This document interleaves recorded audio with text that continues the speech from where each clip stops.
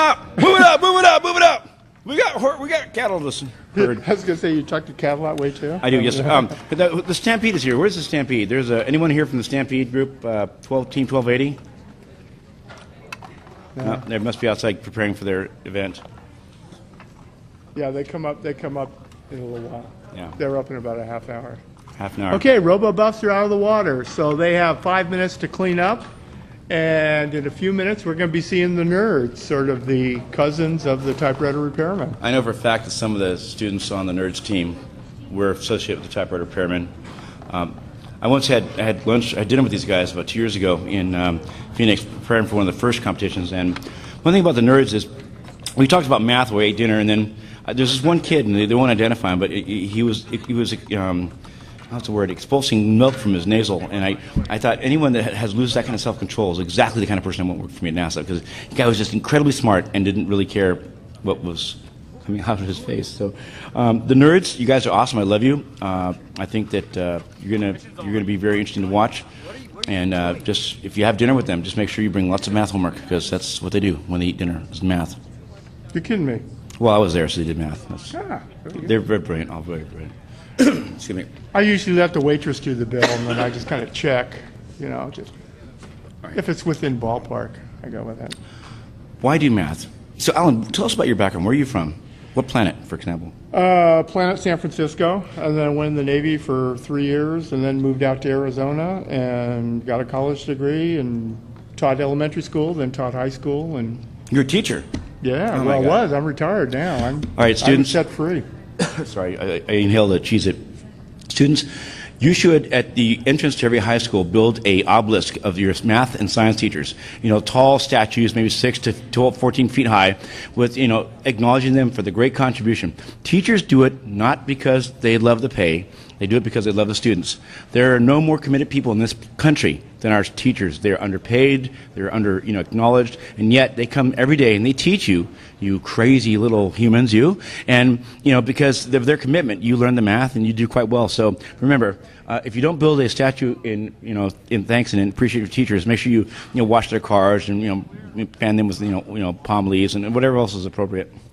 I'll tell you something that's really cool, and I didn't want to get into this, but I got a couple of letters from ex-students, some from 25 years ago, some from a couple of years ago, and it was oh God, there's my paycheck. That was fantastic. And they all start off, you probably don't remember me. Well, you do. Yeah. I mean, I surely don't remember every student I've ever had, but that was really neat. That was yeah. I look at who are my role models in the past when I was going to high school, college, and elementary school, and I was a dumb kid. I was dyslexic and I couldn't read, and I was bad at math, and that was problems because I couldn't see. I saw the world backwards. I mean, it still looks backwards to me, but that's normal for you guys, and I've learned how to adapt to that. My dad was a teacher, and I really have a lot of respect because they work so very hard and they're so committed, and so we're lucky in this country. The United States was built because we had a great education system. And today it is somewhat challenged because we don't, the teachers do not get their proper acknowledgement, either financially or sometimes even socially. But that's your job, students. In a few years, this is going to be your planet. You're going to be running this country, so do a good job. Hey, speaking of good jobs, you want to see what the Nerds did? Yes. They put together a video. Let's take a look at it. Nerd video.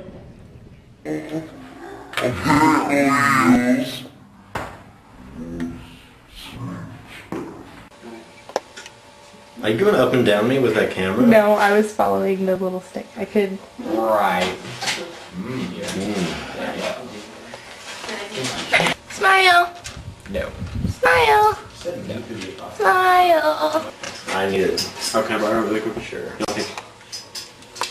That was more cardio than I expected. We gotta stretch. Okay, I'm gonna get cramps in. Hold on. Oh my god. How are you doing today, Dad? All right. Not a good idea, Bill.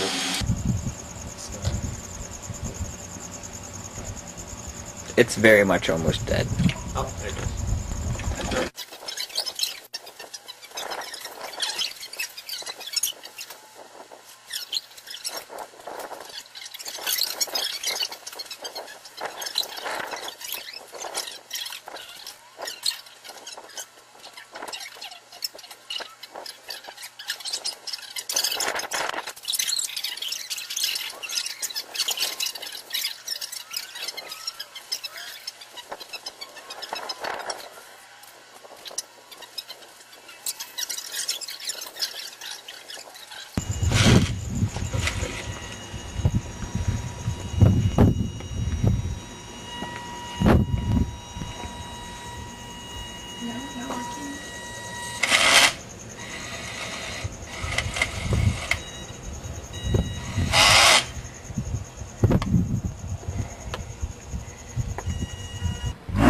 Very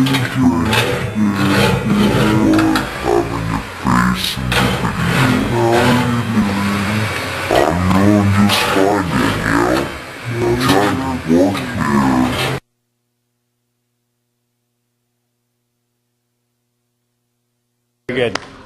As I mentioned, not many of these people are from this planet, as you can see in that video.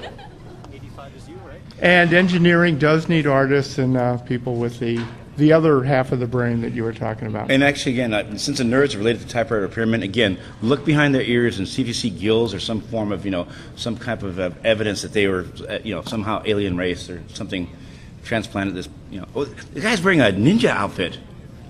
Is that one of the nerds wearing the ninja outfit? Yeah, that's, By the way, Buena High School is in Sierra Vista, Arizona, which is south of Tucson, and the big attraction there is Fort Huachuca, which is an Army base.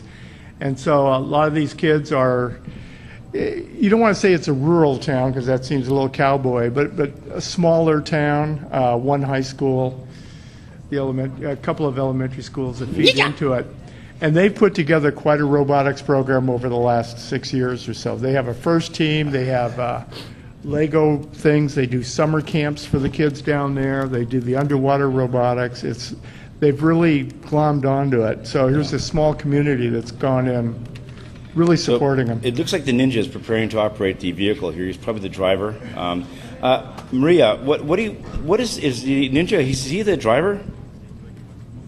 Maria, if you're near the mic, do you have any comments on the ninja-looking operator?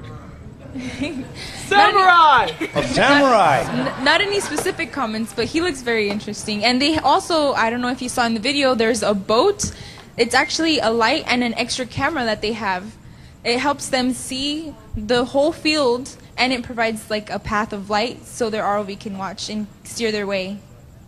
And Maria, just a quick question for the audience. What school are you from? Are you from this area? Were you once part of a team? Yes, I'm part of the Carl Hayden Falcon Robotics team. I'm this year's VP, and this past year I was secretary, so I'm really excited. Goodness. All right, awesome. Now, you actually aren't competing, right, because you're just here hosting? Well, I still am part of Team Legit. We were the first team to sign up, and right before qualifications, our propellers started breaking down. Oh, well, it's glad to have you here, and it's really appreciate your poolside manner. Oh, thank you. Nice to be here. Yeah, Maria's a fantastic kid. We'll talk about the Carl Hayden team here in a little while when we have to fill up some more time. It's a little early to do that. Time. But there's a lot of kids that are really involved in this. You'll see that there's a number of teams that are called, quote, the Carl Hayden teams. Our main team does not compete. They built an ROV and they were in the water and they went through all the motions, but they don't compete because they're primarily putting on this event. They built the props, they help with the design of the game. So, they're obviously eliminated from competing. That's actually the reason that NASA sent me out here is because of the fact that they won the Chairman's Award in first, I think it